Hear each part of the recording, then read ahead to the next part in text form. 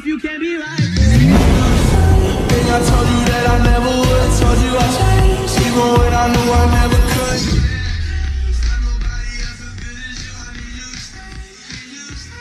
Assalamualaikum warahmatullahi wabarakatuh. Waalaikumsalam warahmatullahi wabarakatuh. Kami dari kelompok 2 akan mempresentasikan tentang organ reproduksi wanita dan Perkenalkan, nama saya Intan Pujani Putri, saya sebagai moderator. Perkenalkan, nama saya Aziza Nurul, saya sebagai pemateri. Perkenalkan, nama saya Rina sebagai pemateri. Baik, ini saya akan menjelaskan tentang organ reproduksi wanita dan reproduksi. Organ reproduksi wanita bagian luar atau sebutannya alat kelamin memiliki fungsi utama sebagai jalur masuknya sperma. Selain itu, area luar dari organ reproduksi juga menjadi pintu organ bagian dalam dari bahaya infeksi. Adapun yang termasuk organ reproduksi bagian luar yaitu labia majora. Labia majora atau sebutannya bibir besar menjadi bagian organ reproduksi yang bertugas untuk menjaga organ luar lainnya. Jika wanita memasuki periode pubertas, area kulit pada bagian ini akan ditumbuhi rambut atau bulu yang memiliki kandungan kelenjarnya. Jadi, labia majora atau sebutannya bibir besar menjadi bagian organ reproduksi yang bertugas untuk menjaga organ luar lainnya. Jadi, labia majora ini yang berfungsi untuk menjaga bagian dalam agar tidak terinfeksi. Pada saat pubertas, area kulit pada bagian ini akan ditumbuhi rambut atau bulu yang memiliki kandungan kelenjar minyak. Yang kedua, labia minora. Labia minora atau memiliki sebutan lain bibir kecil. Bagian organ reproduksi wanita yang memiliki banyak ukuran. Bagian ini berada tepat pada sisi dalam labia majora, mengelilingi vagina dan saluran pembawa urin atau uretra. Kulit labia minora sangat mudah teriritasi karena halus dan mudah mengalami pembengkakan. Jadi,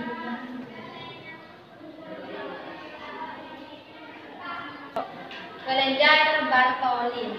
Kelenjar Bartholin yang letaknya ada pada setiap bagian samping lubang vagina. Bagian dapat menghasilkan cairan atau lendir yang fungsinya sebagai pelumas vagina. Jadi, kelenjar Bartholin ini terletak di samping lubang vagina. Fungsinya untuk menghasilkan cairan atau lendir yang menjadi pelumas vagina. Klitoris. Klitoris adalah bagian organ reproduksi wanita yang berupa tonjoran berukuran kecil, tetapi sangat sensitif. Bagian ini tertutup oleh lipatan kulit yang bernama prepudium. Sangat mirip dengan kulup yang ada pada ujung penis. Baik, untuk pembahasan selanjutnya saya serahkan ke Intan. Baik, saya akan menjelaskan penjelasan lanjutan dari saudari Aziza. Organ reproduksi dalam.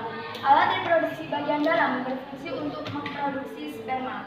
Lain halnya dengan alat reproduksi bagian luar. Pada bagian dalam lebih banyak organ yang berperan, di antaranya testis, saluran kelamin, dan kelenjar kelamin. Jadi alat reproduksi bagian dalam ini akan sangat berfungsi untuk memproduksi sperma dan akan melanjutkan untuk pembuahan.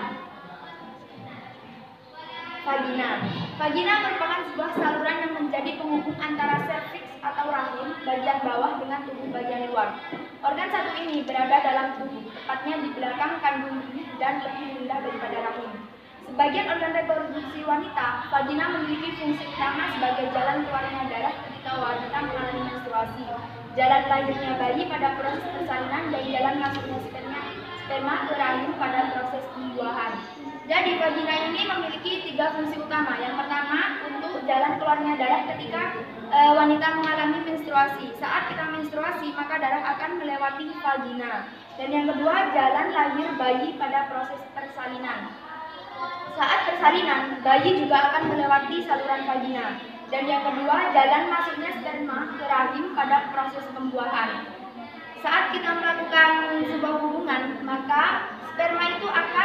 masuk ke ovum melalui vagina. Ovarium. Ovarium atau nama lainnya adalah indung telur. Ada pada sisi kiri dan kanan rongga panggul, tepat di sebelah rahim bagian atas. Bagian organ reproduksi perempuan ini memiliki tanggung jawab utama untuk menghasilkan hormon progesteron dan estrogen dan menghasilkan ovum atau lebih akrab dengan sebutan sel telur. Pada ovarium, maka di ovarium terdapat dua, di bagian kiri dan kanan. Dan ovarium itu berfungsi untuk menghasilkan ovum. Saat ada sperma yang masuk, maka sperma itu akan masuk ke ovum dan akan menghasilkan pembuahan. Tuba Fallopi. Ovidu atau nama lainnya Fallopi mempunyai bentuk menyerupai saluran dengan corong. Setiap saluran ini membentang dari ujung sisi kanan dan kiri pada rahim bagian atas sampai ke ujung ovarium. Fungsi dari tuba Fallopi adalah membawa ovum ke bagian ujung atau ifun di bulu hingga ke bagian rahim. Selain itu, proses pembuahan sel sperma dengan sel telur juga berlangsung pada bagian ini. Selanjutnya, sel telur yang telah dibuahi akan berpindah ditanam pada lapisan rahim. Uterus atau rahim. Rahim atau nama lainnya adalah uterus. Itu adalah bagian organ reproduksi wanita yang memiliki rongga dan bentuk mirip dengan buah pipit. Rahim menjadi rumah untuk pertumbuhan dan perkembangan janin dengan dua bagian utama. Yang pertama, serviks atau leher rahim, letaknya ada pada sisi bawah dan merupakan jalan menuju ke vagina dan korpus.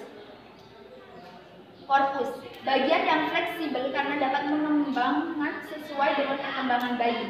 Bagian ini juga menjadi saluran untuk keluarnya darah menstruasi dan masuknya sperma. Di dalam rahim itu adalah tempatnya janin berkembang selama sekitar 9 bulan. Leher rahim atau serviks. Terakhir adalah leher rahim atau serviks. Organ reproduksi wanita yang memiliki bentuk silinder atau mirip tabung yang menjadi penghubung antara rahim dan vagina. Organ ini memiliki dua bagian, yaitu dinding leher rahim bagian luar atau ekstoservix dan bagian dalamnya atau endoservix. Serviks akan membuat lendir yang berubah selama periode menstruasi. Perubahan tekstur pada lendir serviks memiliki tujuan untuk membantu atau mencegah terjadinya kelahiran. Jadi, leher rahim atau serviks ini adalah organ reproduksi yang akan menghubungkan antara rahim dengan vagina. Dia berbentuk silinder atau mirip tabung. Yang kedua, proses oogenesis. Oogenesis adalah proses pembentukan dan pematangan ovum di dalam ovarium. Ada beberapa tahapan dalam proses ini, yaitu pembelahan dan penggandaan, perkembangan dan pematangan. Jadi oogenesis ini adalah sebuah proses pembentukan sebuah ovarium. Fase pembelahan dan penggandaan. Proses oogenesis yang pertama adalah mitosis. Ini merupakan proses pembelahan sel yang menghasilkan dua gamet, sel anak, sel dua gamet atau sel anak identik. Sedangkan yang kedua adalah meiosis. Ini merupakan pembelahan sel yang menghasilkan 4 gamet. Masing-masingnya mempunyai jumlah kromosom setengah dari sel induknya. Mitosis ini adalah sebuah proses yang terjadi di dalam sel tubuh. Sementara meiosis ini adalah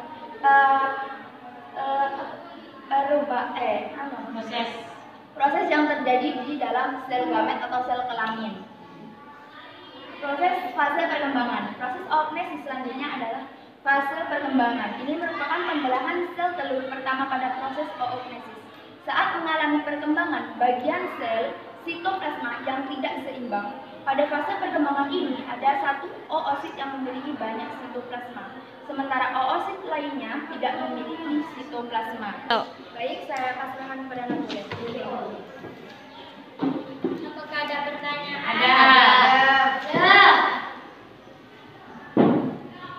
Baik, saya perkenalkan, nama saya dulu, saya kelompok 3. Ini bertanya, apa dinamakan ovarium?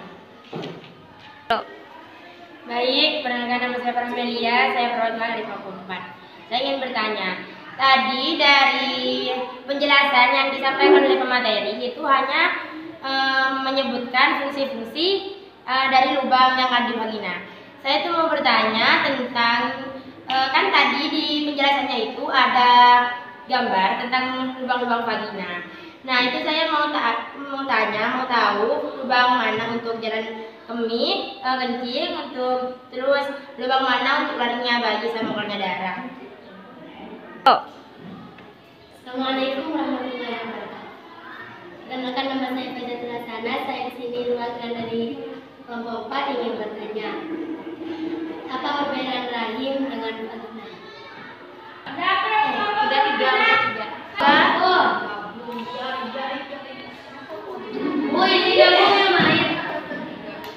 Baik, saya akan menjawab pertanyaan dari kelompok 2. Ovarium adalah struktur berbentuk seperti telur berjumlah dua buah terletak di samping kanan dan kiri rahim uterus dan berfungsi menghasilkan setelur ovum. Apakah bisa dipahami?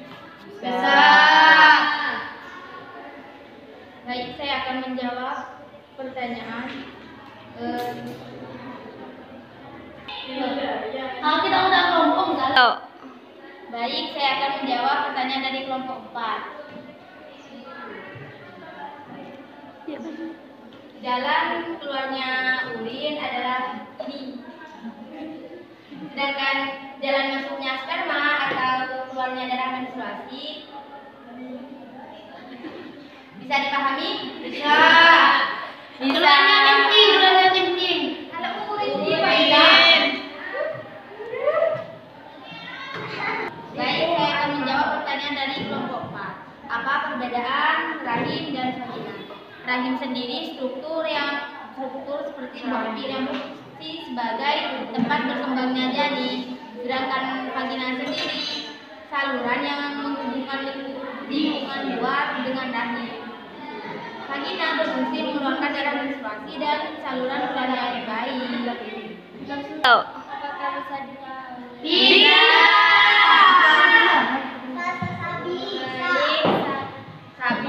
Saya pasrahkan kepada moderator.